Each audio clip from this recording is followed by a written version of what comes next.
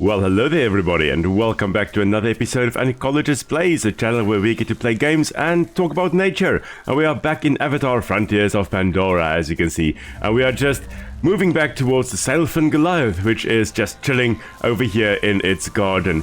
And as you can see here, it is extending its little fins over here, its little tendrils. And it is actually getting the pollen of these sailfin blossoms. And it's getting the pollen onto these little extensions, and then it is pollinating the other plants in the area. So these plants in its garden are only pollinated by it.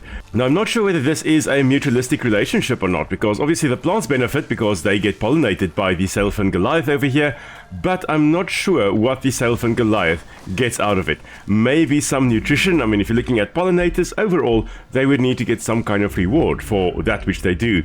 So very often that's in the form of nectar, or in some cases the pollen itself that they will be feeding on. I'm not sure what these little guys are getting out of it. When I say little, of course these are massive creatures. I mean, going into photo mode here, you can see how big the Sailfin Goliath is. And yes, I know in the previous video I called it the Sailfin Colossus. This is the Sailfin Goliath, not Sailfin Colossus. But yeah, you can see how big the Sailfin Goliath here is compared to our Navi, which is already like 1.5 times the size of a normal human. This is just an amazing creature.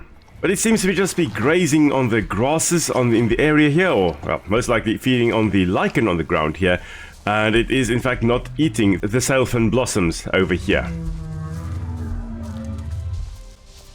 Now what one can do is, of course, to actually make a bond with the Sailfin Goliath here. And we are going to do that now, and I want to test something.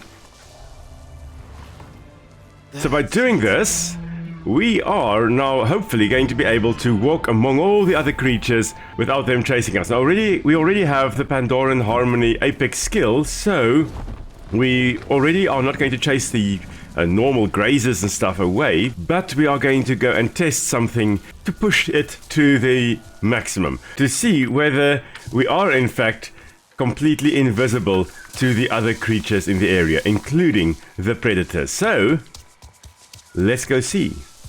Now the area we are going to is here by the Carver's River, and right over there should be a Thanator. Now of course we immediately start out with some RDA over here also attacking. I think they are attacking feral Thanators, and I think they lost. I think the Thanators won. Also some Whipfang Crawlers. Unfortunately it seems the ferals are attacking the Whipfang Crawlers also. Okay, we got rid of the feral Thanator, however we are under attack by the Whipfang Crawlers now. And you can see here we are technically envenomated. The Whipfang Crawlers did spit their venom at us, so yeah. Because we had our weapons drawn, we of course were seen by them. They should be leaving us alone now. Yes. But let's now see, now that we are moving slowly and not with weapons drawn, so our weapons holstered, let's see whether we actually are attacked by the Whipfang Crawlers. Much later. Okay, unfortunately it does seem that they have moved out of this area, so we can't check that, but we can move about 400 meters that way to go and look for a Thanator. So let's do that. Now the area we are in is where you will also be able to get Pale Canyon Reed, which is really a marvelous material to collect. There's also a budding watcher right over there. And this area is home to one of the Thanators. Now normally the moment you land you'll see the white fog around the edges, and of course you're not able to use your Navi senses because the Thanator is tracking you. Let's see what happens when we land now that we have had the... Oh! If you bond with the Sailfin Goliath, you can actually walk here without any problems. Well now, that is indeed a very interesting development. So as you can see at the bottom there, for 23 minutes still, we are able to move without any creature being aware of us. And we're able to come and harvest these Pale Canyon Reeds without any problems. I'm not sure whether that will still be the case the moment we draw a weapon or the moment we start running. We'll test that in a moment. But yeah, if you want to come and harvest these Pale Canyon Reeds without any problems, that's what you can do. Just go to a Sailfin Goliath and make a bond with it, and then come and harvest your materials. No problems. So let's see, the moment we run, Okay, nothing happens. We are still able to run without the Thanator coming after us. We're still able to use our Navi senses, which is marvelous. Let's see, when we pull our weapons out... Okay, so even with our weapons out, we are not attacked by the Thanator in this area. And that is very, very interesting. Now, normally, this is what would come after you, the White Moss Thanator. And it is a beautiful, beautiful creature. Apex predator of Pandora. If you look at where their weak points are, yeah, that's about it. Just over here by its throat. Really no other weak point on its body. Very, very well armored. Thick, thick hide. And if you want to take one of these creatures out, you have to hit it in those little spots over there, in its spiracles. So these things, if you are low level, will one-shot you. They have to be a relatively high combat strength in order to take them out normally. So we're not going to go after this. Thankfully, we could harvest the Pale Canyon Reeds without them coming after us. And as you can see here, lots of teeth. Interesting that it is pointing forward like that and really opening its mouth quite nicely there for us. So it really seems to be designed to grip onto even large prey items. And then I guess it just kills them with brute strength. I'm not sure about the teeth in the back there. It could be that they actually have... perhaps. It does look like they have a bit of shearing teeth in the back there, designed to, of course, tear flesh off the carcass. Well, we are going to be looking at Thanators in another episode when we actually try to take one out. For now, we are just trying to stay safe. And the creature that allowed us to stay safe is, of course, here, the Sailfin Goliath. But interesting here that the sails here, which of course give this animal its name, the Sailfin Goliath, is most likely used in thermoregulation to control the temperature of the animal. At the same time, it could also be used in mating displays. I mean, as I've mentioned many times before, just because something has one function doesn't mean it doesn't have another function as well. And in this case, the sail of the Sailfin Goliath here could be one of such structure. It would be a little bit more brightly colored, perhaps, if it were used in mating displays, but this creature could potentially pump blood into the sail here to actually give it a brighter color, to change the coloration in here, to flush it with blood, so to speak. So it's possible here that the sail and the head crest here could be used to attract a partner. Although the Hunter's Guide does say that no one Sailfin Goliath has ever been seen in the company of another one. Now, just because you've never seen them together doesn't mean that they don't have some kind of extraordinary mating ritual, which perhaps takes place in the deepest recesses of the clouded forest. So perhaps these creatures have, like many other creatures, like humpback whales, for example, will have breeding grounds, and they will be moving there to actually breed and to mate with each other, to find partners and to mate. So maybe the Sailfin Goliaths would, at some point when the moon is right, or at the right time of in their life, they will actually move to a breeding location and then mate, and then have their offspring somewhere hidden away from prying eyes. But really such a cool creature, and the fact that we could use it to our advantage is just amazing. So obviously we had some pheromones or whatever chemicals it was using to keep predators away from its garden. Obviously we had some of that on our bodies, and it allowed us to remain hidden. Now we are just traveling to the north here because in the Avater there, the secret to what happened to us as young ones may actually be found. So let's head there and see what we can find out. Thankfully, due to the antidote we got from Okul, we can actually enter the Avater without any issues, but our Ikran here is not able to head in there. So this is a journey we'll have to make without her. Now we do have exquisite quality eye-thorn here, which is very interesting considering that, as you can see there, it pulses like that. And again, this eye-thorn is most likely not a plant, but a planimal. So plants, of course, are not able to necessarily respond like that. Yes, there are some plants like the mimosa, I think it is. A plant I know as Kreiki Roermenie, which means little herb, don't disturb me. And they're able to respond and actually fold their leaves shut when a creature like a little insect actually touches it. And there we go, the eye-thorn here was able to open up. It has actually opened up. Now the way it works is that it actually keeps closed. It doesn't want its seeds being taken. And it will be shut. Now let's see if I can find a new one. Oh wait, this one has reset. If you get too close to it while it is actually closed, it will knock you away and damage you slightly. If you go again, it will again punch you away. But if you are patient and you wait for it to actually tire itself out, it will open up completely and you're then able to actually get the seed inside. One eternity later. And there we go. Finally, it has opened up again. This gives you a window of opportunity to actually harvest the seed. So interesting, this ithorn plant here will only photosynthesize when its leaves are actually open. And the moment it closes up like this, it's not able to photosynthesize again. It will remain like this unless it wants to photosynthesize. It will remain closed like this, and if we are actually far away from it, it should actually just be calm. It apparently has photoreceptors, in other words, light-detecting organs on its body. And it's most likely these big spots over here kind of functioning like eyes. And with these, they're able to detect that, okay, there is a creature in this area. I should try to deter it with the pulsating leaves here. And then if they get too close, they get punched by the ithorn spikes there. And yeah, of course, there would be something that does eat the fruit. I suspect it would be something like the Coronus or something along those lines. A bird-like creature that can quickly swoop down and grab the seed here before the leaves actually close up. Anyway, interesting plant. We are actually here to go and find out what happened to us. So let's head there. Interesting that the plants are not actually affected by the Yavar, but the animals are.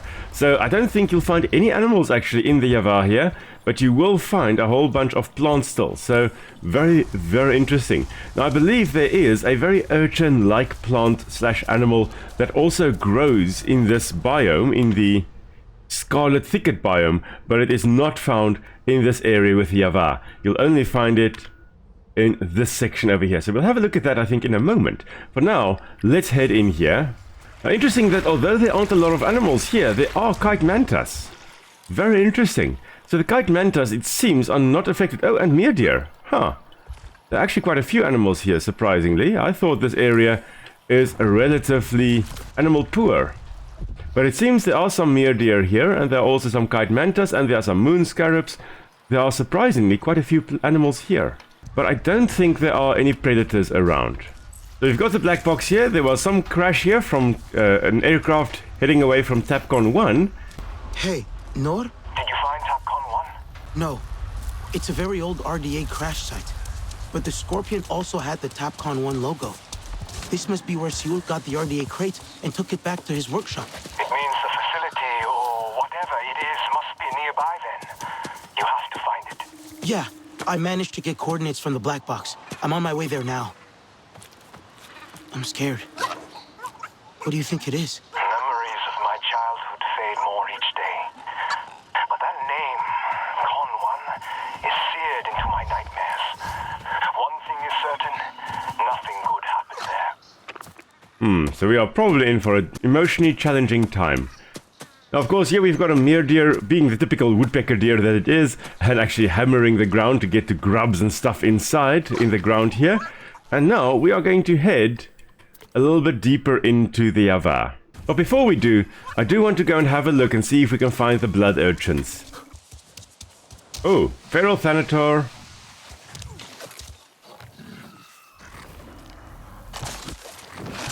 And of course, with us still having the buff from the Sailfin Goliath, it was unaware of our presence. Only once we shot it did it react. Now we are getting closer to the area where we can expect to find some blood urchins. And they really are a pest when you're moving through this biome. I think there they are. Now in this biome that is dominated by the color red, these things don't look like much. I mean, look at them. There they are, the blood urchins, and sheesh, they blend in so well with the reddish lichens. But you'll know you are looking at a patch of blood urchins when you walk, and suddenly your health just starts going down. Yeah, not very nice, these creatures. So interestingly enough, these things are actually fungi that can cover a very, very large area. You can see some of them here. There's a darker purple here, there's red here. It says there that they can actually cover an area with a radius of about 30 meters. So a really, really big patch can very quickly be covered by these fungi. And of course that means that this whole area is very difficult to walk in. And even the Na'vi consider them a bit of a pest. Now, because they are so spiky, there's almost nothing that eats them. And this is very similar to the crown of thorns starfish, which can decimate coral reefs if you don't have something that can eat them. But despite being so very well protected, I'm sure that there are some animals that would be able to eat them. We just haven't found them yet. But also the red color that we have in the blood urchins here is actually due to iron in their bodies. And you will also find a red color like that in reddish soils which are rich in iron oxides, particularly hematite. And it seems that the blood urchin here most likely uses the iron there to also strengthen their bodies. But you can see here this large area covered by it, making this whole area very, very difficult to walk in. Ooh, look at this! We've got a coronet snail, a very, very interesting little mollusk. This is a type of snail, and this looks very similar to a typical nudibranch. Interesting though, it's got eyes in the front there. Oh wow, beautiful little creature, and a little, very small little mouth there, very interesting mouth. Relatively brightly colored, could be a form of aposematic coloration, indicating that in fact it is toxic. But unlike nudibranchs, this coronet snail is in fact a snail, not a slug. It does have a shell, and you can actually see there where the shell actually runs along the body. So there's the shell, there's a part of the body inside that shell, and this shell does provide it with some protection. I'm not sure whether it can actually pull into the shell to really hide away, but I'm sure it would most likely be able to retract into its shell. It also has amazing eyesight due to the fact that it's got 4 eyes, so 2 big ones and 2 small ones, with large pupils, apparently very good eyesight, enabling them to see even in the dark and in dense fog. So perfectly adapted for life in the clouded forest. And it is just slowly but surely making its way along this tree trunk here, and is going to graze on some things, some plants it can find. Most likely some moss or some algae or stuff growing on the tree trunks here. And now, of course, we are going to just continue running to the spot where Tapcon 1 most likely is. We're just going to try and avoid the blood urchins on the way to the Avater. I'm pretty sure the blood urchins would be feeding on anything they kill with their spines. So they are a fungus, they are a decomposer. It is very, very likely that they will kill a whole bunch of smaller creatures that are unaware of the fact that they are in the area. And as they walk over them, they get stung to death. And of course, then they will die right on top of the fungus. And the fungus will slowly but surely decompose them. And in the process... Oh, hello there, crawlers. Whipfang crawlers. We just ran straight past them because we still have 3 minutes left of our Sailfin Goliath buff here called Harmonized. We ran straight past those Whipfang crawlers. Okay. Anyway, the blood urchins then basically just making sure that they feed themselves. And to some extent, even tomato plants will do that. Tomato plants not really classified normally as carnivorous plants, yet they will kill a whole bunch of little insects that try to feed on them or walk on them. They get trapped on the little hairs of the tomato plant, they die, fall to the ground, broken down, and the nutrients then released into the soil around that tomato plant. So in essence, a tomato plant may actually be fertilizing itself. In not quite as drastically as the blood urchins, but to some extent in a very similar manner. Interesting though that I have not seen a single blood urchin in the Avater, so they do seem to be affected by this. But I do believe we have reached Tapcon 1. Nor, I found Tapcon 1. It looks abandoned. Find a way inside. Our past may be buried in there. There we go. Just jumping over stuff. It helps to be tall. So of course, for a little bit, there will be some spoilers ahead. So if you want to skip the spoilers, skip to this timestamp, and I'll see you then. What were they doing here? I found cages, and there are restraints. For animals or people? It's bad, Nor. Looks like they had not been cages. There's a door up ahead. A prison. But who did they bring here? I don't know. I'll see what else I can find. There were not V children here, Nor. They did a drawing on the wall. So is it another tap school? It doesn't feel like a school. There's makeshift bedding. But everything's old and broken, so it's hard to tell. My memories are hazy. Keep looking. We need more answers. The plot thickens. Nor, What is it? This place was a prison, not a school. They brought us here in restraints and took our clothes and belongings. Like animals. That's bad. Taking everything that was not the away from us, including our family. The showers, worse than the ones at school. But I can still smell the disinfectant they used to use on us. They always said we were dirty. I remember that one kid, always washing their hands. Mercer wanted to scrub the Nazi off us. Wash away Pandora. Looks like it all started here. Okay, so the plot thickens. It seems we were taken away as children. Huh. Into the belly of the beast we go. Now to find out what went wrong here. What was that? Oh. Let me just get my bow out here. Oh no. There's a Thanator in here too. That's bad. Are you sure you can handle it? I think so. But this is too important to turn back now. Okay, it seems like it is a feral Thanator though, so it shouldn't be too much of a problem. We've handled him before. Ah, there's the Thanator, and it is indeed a feral Thanator. Okay. Did you find anything else? Can't talk now. I'm being stalked. And here comes the Thanator. Okay. Come on, come on.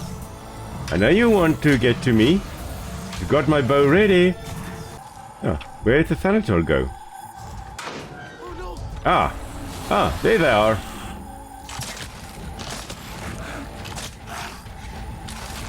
That's one down. And 2 down. No, I think I'm in Alma's office. There's a broken recording of her voice. Going to see if I can hear the whole thing. Perhaps Alma has some answers for us. Someone took my mug again. Hehe. I know it's petty, but it's the big one, so I can wrap my hands around it. The air conditioning is always so high in here. Yeah, I think I know who it is. We've gone as far as we can with the commentary. Cat has no future. We can't sign up little students. Let them see what benefits to bring to the Nazi. To share cultures and outlooks. We have so much to teach each other, so much to give to them. Incredible news. Thanator told us about another clan, the Sarentu.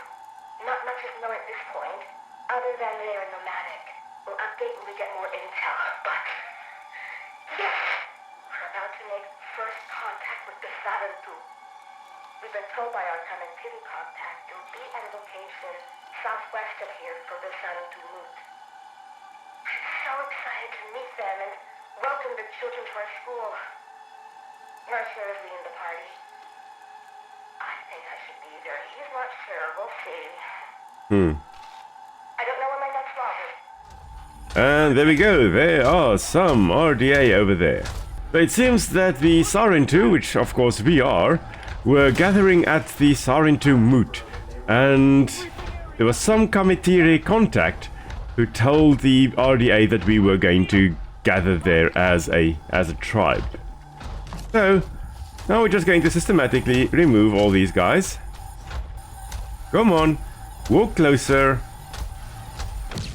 And there we go, that's the way we do it. I